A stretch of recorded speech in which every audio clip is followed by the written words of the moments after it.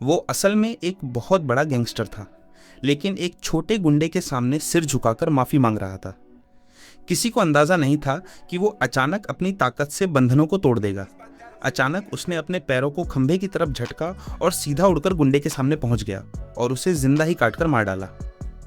ये देखकर बंदी बनाई गई लड़की मौका पाकर भाग निकली। आसपास खड़े गुंडे आगे बढ़ने ही वाले थे, लेकिन उसकी एक जोरदार दहाड़ ने सबको पीछे हटा दिया।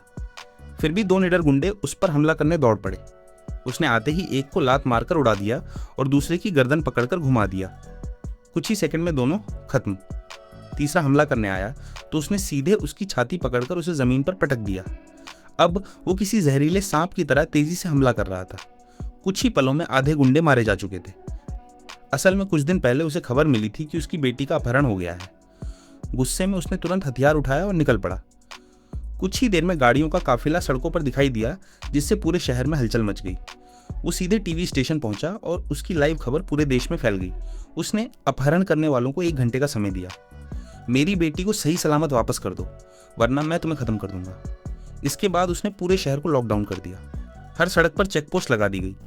चाहे पुलिस हो या नेता, हर किसी की जांच होनी थी। जल्द ही पता चला कि अपहरण करने वाला एक बड़े मंत्री का बेटा है, जो जेल से अभी अभी बाहर आया था और पैसों के लिए ये सब कर रहा था।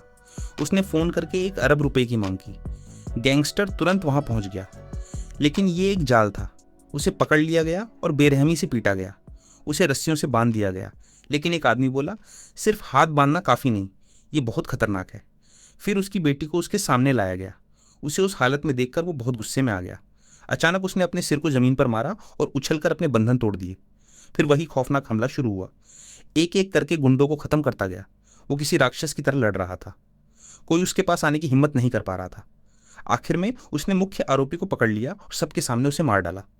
उसने सबको चेतावनी दी, जो भी मेरे परिवार को छुएगा, मैं उसे जिंदा नहीं छोड़ूंगा।